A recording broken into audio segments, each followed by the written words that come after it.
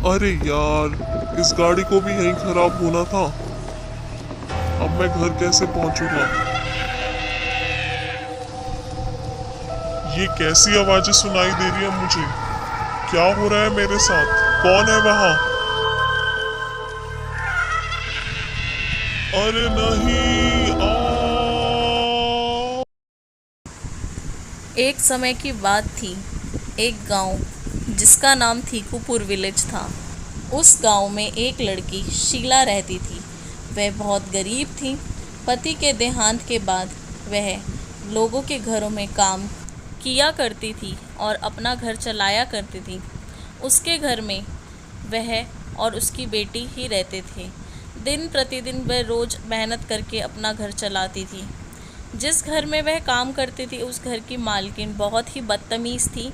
वह उससे घर का सारा काम करवाया करती थी और उससे तनख्वाह भी समय पर नहीं देती थी। मालकिन, मुझे इस महीने की तनख्वाह दे दो। 10-15 दिन से ऊपर हो गए हैं। पिछले महीने भी आपने बहुत देर से दी थी।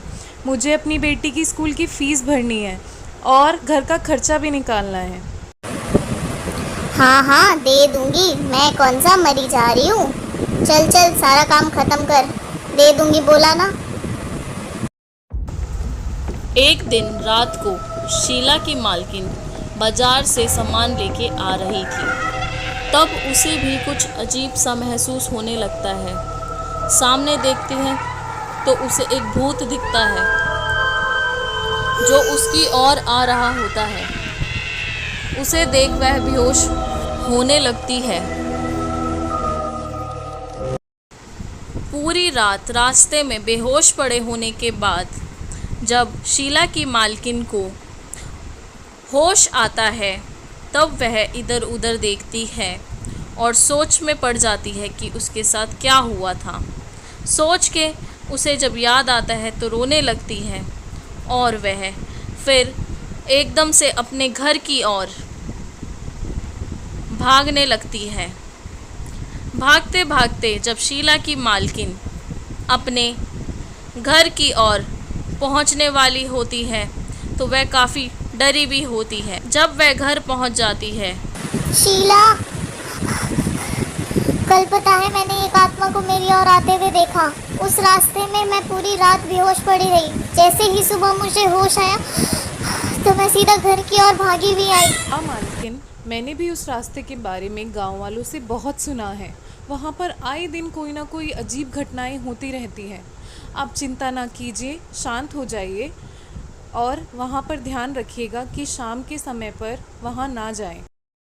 वहीं दूसरी ओर शहर में रवि अपने पिता से गांव आने की जिद कर रहा होता है। पापा, मुझे हमारे गांव जाना है। मैंने हमारे गांव को बस बचपन में ही देखा था और बहुत समय हो गया है मुझे गांव गए हुए। वहाँ पे अपनी ज़मीन है। मुझे अपना गांव देखना और अपने लोगों से मिलना है। बेटा, तुम वहां नहीं जा सकते। मैं मजबूर हूँ। वहां पे आए दिन कोई ना कोई घटनाएं होती जा रही है। मेरा भी वहां जाने का मन करता है, पर मैं तुम्हें कैसे भेज दूं ऐसे माहौल में?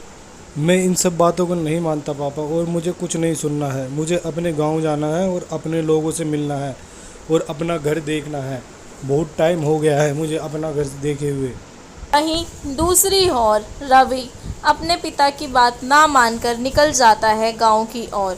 वह सोचता हुआ जाता है कि ऐसी क्या बात है जो मेरे पापा गांव जाने से मना कर रहे हैं, या ऐसी कौन सी दिक्कत है जो उन्हें खाई जा रही है कि जो मैं गांव जाऊंगा तो कुछ हो जाएगा। ऐसा क्या हो रहा है गांव में जो मुझे नहीं पता? क्या मुझसे छुपाया जा रहा है? इन सभी सवालों के साथ रवि निकल चुका है। एकदम से बारिश होने लगती है और बिजली कड़कने लगती है।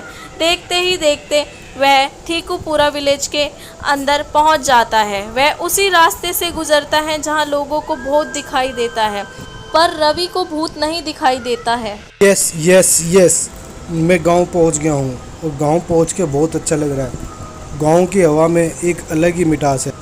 अभी मैं थोड़ा आराम कर लेता हूं और सुबह उठ के पूरा गांव घूमूंगा। धीरे धीरे सबसे मिलूंगा और सबके हाल चाल लूँगा और अपना हाल चाल भी बताऊंगा और सबको बताऊंगा कि मैं किसका बेटा हूं और ये हमारा घर है गांव में। अगले दिन रवि सुबह होते ही गांव घूमने के लिए निकल पड़ता है और वह गांव की सभी चीज़ों को देखता है। वहाँ पे वह गांव के एक चाचा से बात कर रहा होता है। वहाँ उससे पता चलता है कि गांव में कुछ भी ठीक नहीं चल रहा है। आए दिन यहाँ पे कोई ना कोई बेहोश हो जाता है। भूत की आत्मा इधर उधर भटक रही है। यह सब जान रवि को भी काफ़ी चिंता होने लगती है और वह चाचा से बात करते हुए इसका हल निकालने को बोलता है।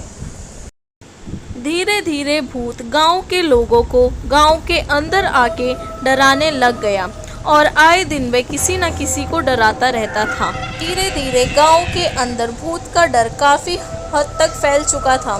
शाम होते ही गांव के लोग अपने घरों से बाहर निकलना बंद कर देते थे और उनके मन में इतना डर था कि वह कहीं आना जाना भी नहीं करते थे।